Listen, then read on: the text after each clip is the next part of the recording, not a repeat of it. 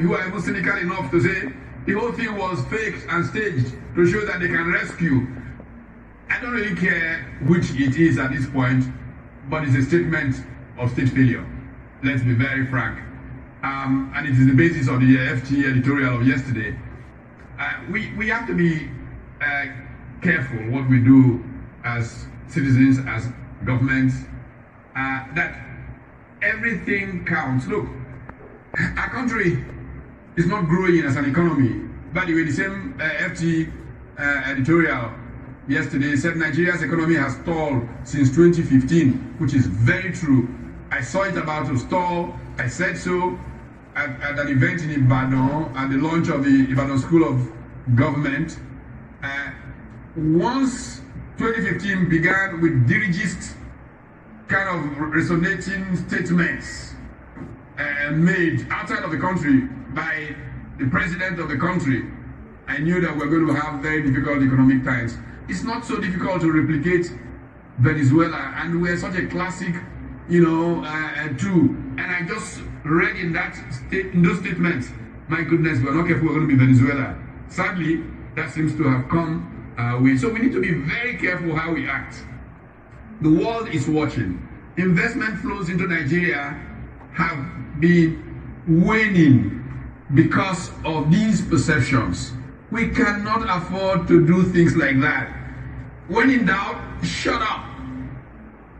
If you're organizing, let there be one central source from which government, individuals can hold opinions, government's voice can come. And it should come with informed input.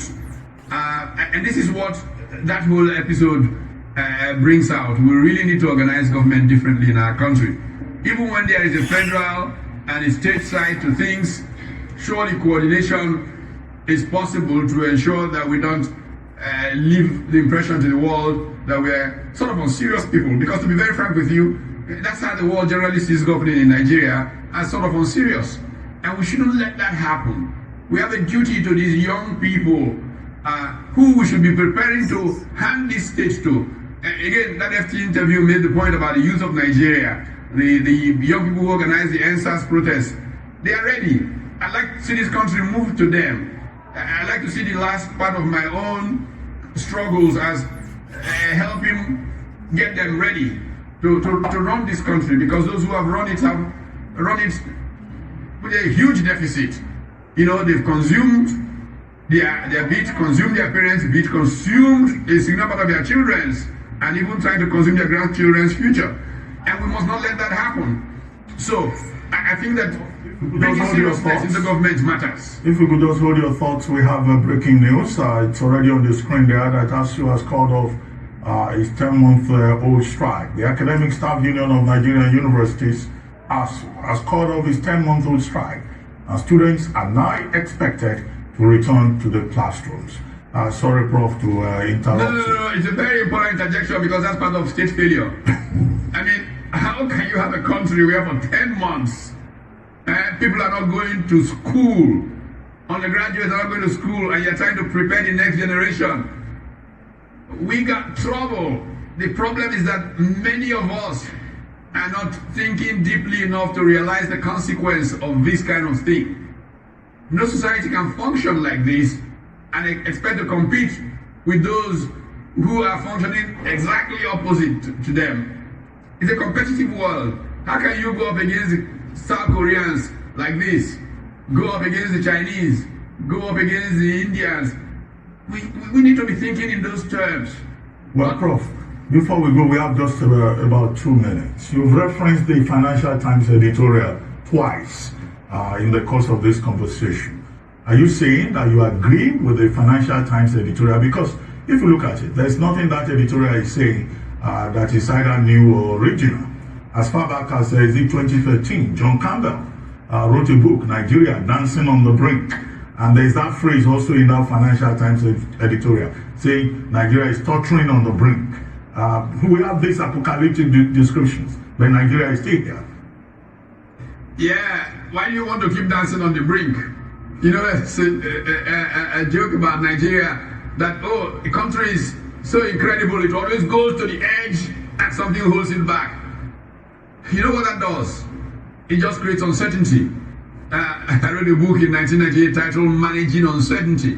It's about competition and strategy in emerging economies. If you are constantly on the edge, at the edge of uncertainty, it means that transaction costs in that kind of economy with high uncertainty will always be very high. If transaction costs are high, you will not be able to compete with those with lower transaction costs. That is the sad story of Nigeria. We always seem to rejoice. It could have been worse. And that's what seems to happen. You get a very bad leader, and he goes, then you get one that is worse. I say, hey, we wish we were in the hands of that very bad leader. And then you go back to a very bad leader, and it gets even much worse after his second run. And it just keeps spiraling down to the bottom. And that's the sad story. We need a fresh start. In fact, if I had my way, I'll prevent anybody who's been in public life in Nigeria for the last 20 years from participating in any political arrangement going forward for Nigeria. And Professor, in 30 seconds, if you can, let's quickly touch on the economy and the ravaging COVID-19 pandemic. The organized private sector says it would be a terrible mistake to impose another lockdown, but the numbers are rising. Do you share their views? Well, there are ways that you can lock down without preventing some kind of economic activity, because ultimately when everybody is dead, there won't be any economy to run. We already have a severe crisis, for example, caused by supply chain disruptions, the sea, and we're almost returning to the cement armada times when ships were miles trying to enter Nigerian ports. And that's a combination of corruption and all kinds of things on top of the problems of supply chain disruptions. And we need to be able to isolate certain activity and manage them in a more careful way, but we should not just leave all things open. Because we need economic activity. Then in the end we are dead and there's no need for economic activity. Well, thank you very much, Professor Utomi, for joining us on the morning show today. Thank you very much. It's time now for a short break.